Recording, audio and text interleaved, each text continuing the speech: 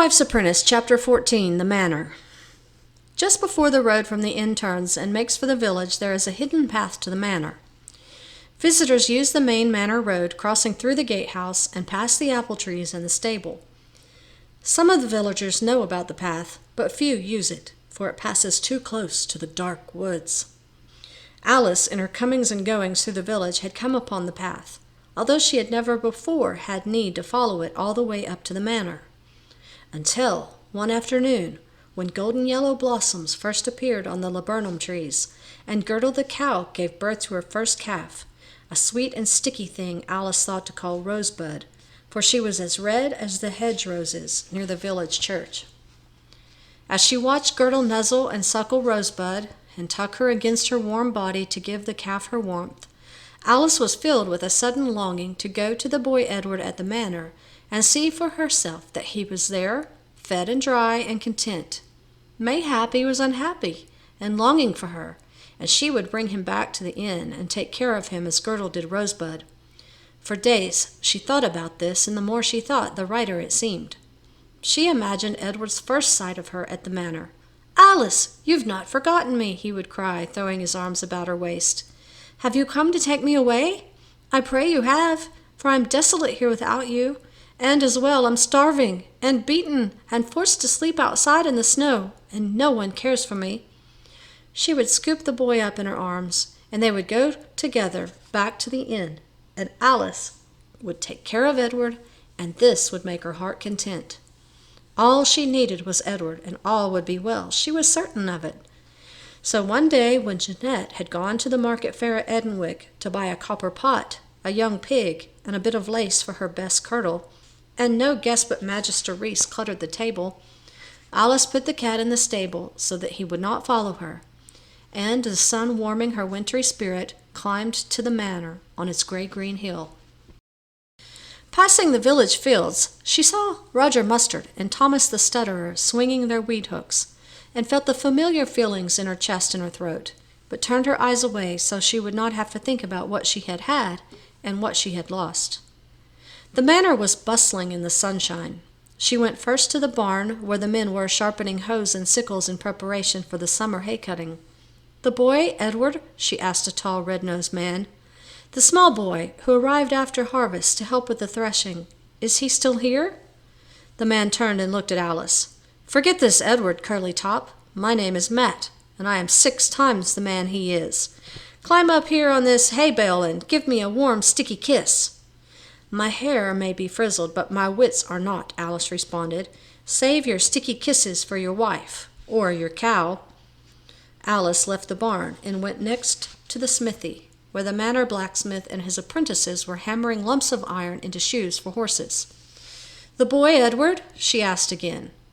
Her answer was rude remarks, laughter, and kissing sounds from men too ill-tempered or too busy or too tired to care about the questions of a strange girl. "The boy, Edward?" Alice asked the kitchen maid, skinning a pig in the manor yard. The laundress, boiling great kettles of goose fat for soap. The carpenters, fashioning a coffin for old Ned, who had died that morning. None answered. "Corpus bones," said Alice. "I might as well be asking the fence." Finally, she found her way to the shed that served as the manor kitchen, and there found a cook, who, judging from the words pouring forth from her mouth with none to listen, would not be reluctant to talk to Alice. "Please, ma'am," said Alice, who had learned that ma'ams and sirs served her well, even with cooks and stable-boys when asking favors. "Please, ma'am, the boy Edward, who came after harvest to help with the threshing, is he still here? Have you seen aught of him?" "Aw, the lamb," the cook cooed, waving her ladle at Alice. "The little lamb, he be here, but too small he is to be swinging with great heavy flail about, or wrestling with the oxen and plows, and the taunting of the men. So I try to watch over him, the wee duckling, and find him simple tasks to do, suited for a small boy." The cook sat down, her face red from the heat and emotion, and the boiling and stewing going on about her, took off one great leather shoe and used it to fan her face. She peered closely at Alice. "Surely, then, you be the sister he talks about, for you look just like him, and could pass for twins." The cook muttered and crossed herself. "You not be twins?" she asked Alice, peering closer. "I cannot abide twins." "No, ma'am, we be not even brother and sister." I'll never say that, Sweet Pudding, for you are as alike as two peas, just so you are not twins. No, ma'am, not twins, answered Alice again, wondering why twin cows such as Baldred and Bilfrith should be such a joy and a boon, while twin babies were ill-starred and unlucky. Well then, my little turnip, go find your brother in the henhouse behind the barn, where I sent him to gather eggs for a parsley omelet. And bring yourselves back here for a dinner of bread and bacon. The cook wiped her wet red face on her skirt, picked a struggling fly from the great pot of soup she was stirring, and began a new conversation with herself, for she found such talk interesting and hardly ever disagreed with what was said. Chapter 15. Edward. The manor was growing quiet, preparing for evening and supper and bed. Alice passed men coming back from the fields, weed hooks and hoes and rakes on their tired shoulders, dairy maids washing out the churns, stopping every now and then to lick the sweet butter off their fingers, shepherds bringing in the sheep for tomorrow's washing and shearing, the music of their pipes rising to the wide blue sky and disappearing into the silence. Around the barn in the henhouse she found Edward, egg basket still empty, kneeling before the chickens. So then, he said to the largest and most bad-tempered, you be the king, and you, he pointed to a small hen with speckled feathers, be the queen, for you look motherly and kind, and the rest of us will be knights, and we will pretend we are about to have a great battle with the Scots, but we don't mind, for we are sure to be victorious. At that, Edward looked up and saw Alice watching him. Alice! He cried, leaping to his feet, the better to throw his arms about her waist. Alice, you've not forgot me. Alice remembered her imaginings as the boy hugged her, and she smiled. It would be well. Come, Alice, you can be a knight too, and we will march north to the stable.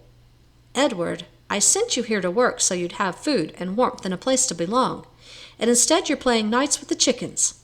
What be you thinking? She tweaked Edward's nose and pulled a speckled feather from his hair. Come, I'll help you find enough eggs to satisfy the cook, and then we will talk together. Alice, what you be doing at the manor? I came to see how you be, and good thing I did, for it seems you have not the wits of an oat. Your sister, indeed. What are these lies you have been telling the cook? Not really lies, Alice. I just wanted a sister, for all cook's other children have brothers and sisters. Have you come to take me away?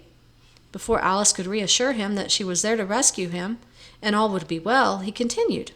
You haven't, have you, Alice? For I am sore content here, and mostly have enough to eat.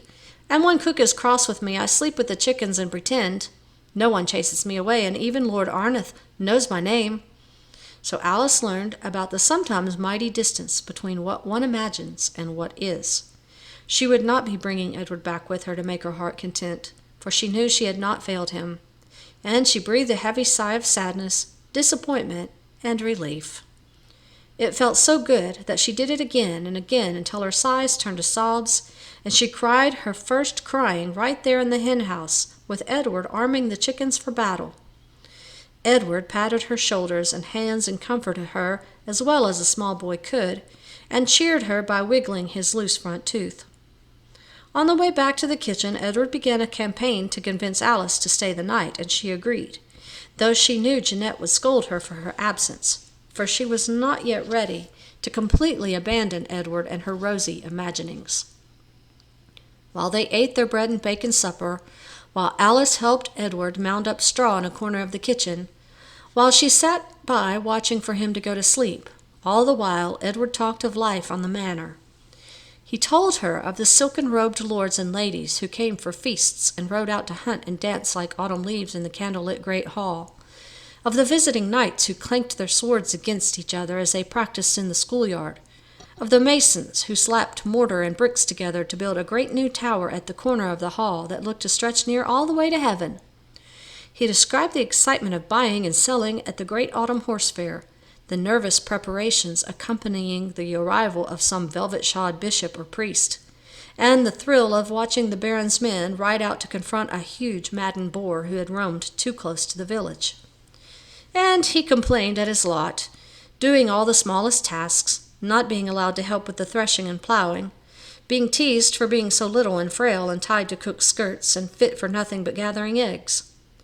Finally, as his eyes looked near to closing, he said, "Tell me a story, Alice." "I don't know any stories." For sure you do. Everyone does. Well, Jeanette told me that one night a visiting mayor fell out of bed, hit his head, and thought he was a cat. So he slept all night on the floor watching the mouse holes.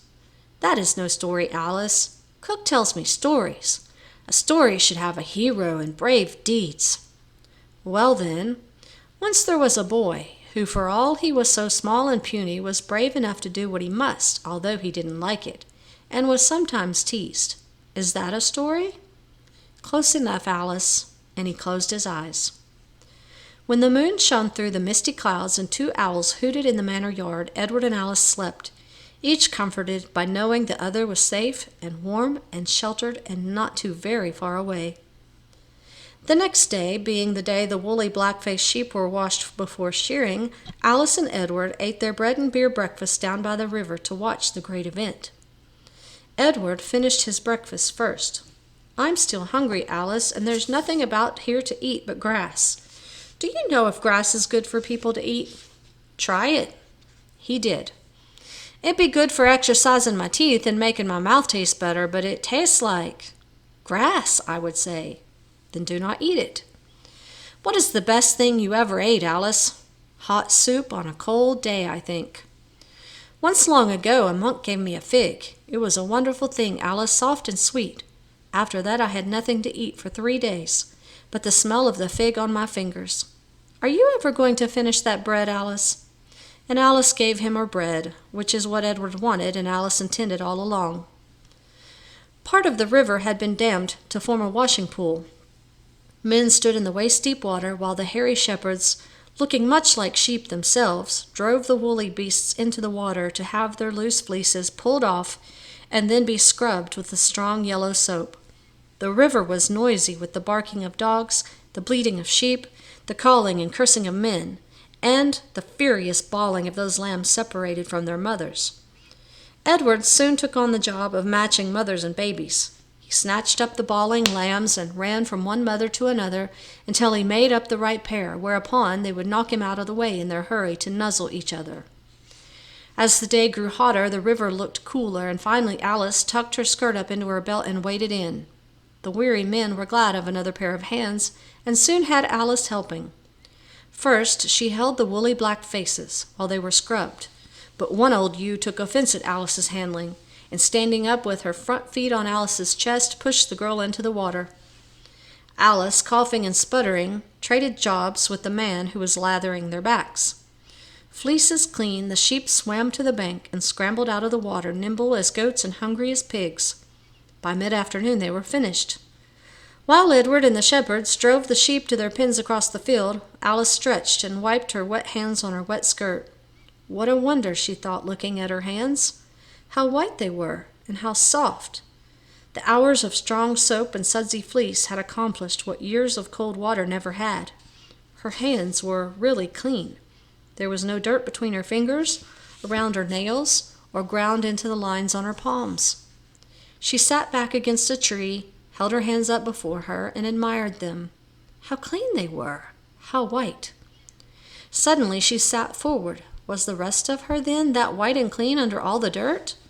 Was her face white and clean? Was Will Russet right? Was she even pretty under the dirt? There never had been one pretty thing about her, just skinny arms and big feet and dirt, but lately she had been told her hair was black and curly, and her eyes big and sad, and she was mayhap even pretty. Alice looked about. The washing was done, and the sheep driven to the barn to dry off for tomorrow's shearing. The river was empty, but for great chunks of the greasy yellow soap floating here and there. Alice found a spot a bit upriver from the befouled washing pool, pulled off her clothes, and waded in. She rubbed her body with the yellow soap and a handful of sandy gravel until she tingled. Squatting down until the water reached her chin, she washed her hair and watched it float about her until she chilled. Alice stood up in the shallow water and looked at herself, much cleaner, although a bit pink and wrinkled from her long soak. And pretty? Mayhap even that, for she had all her teeth and all her limbs, a face unmarked by pox or witchcraft, and perhaps now more of happiness and hope than of sadness in those big eyes that even the midwife had remarked on. She washed her clothes, pulled them on still wet and drippy, and ran for the kitchen to dry a bit before the fire. Too soon it was time to bid Edward goodbye. "Be assured I will not be far from here, and I promise to come back for Christmas and Easter and your Saint's Day, and to see when that front tooth grows in again." Edward grinned. He had enjoyed the day, done a man's job, and been carried home on the shoulders of a giant of a shepherd called Hal. He was satisfied with his place at the manor, the devotion of the cook, and the friendship of Alice. He suddenly felt not so small. Alice gave him a hug and a smack, and felt that tickling in her throat and stinging in her eyes that meant she might cry again, now she knew how to do it. She went down the path from the manor, stopping every few steps to turn and wave, until finally the path curved, and Edward was lost from sight, and all she could see was the way ahead.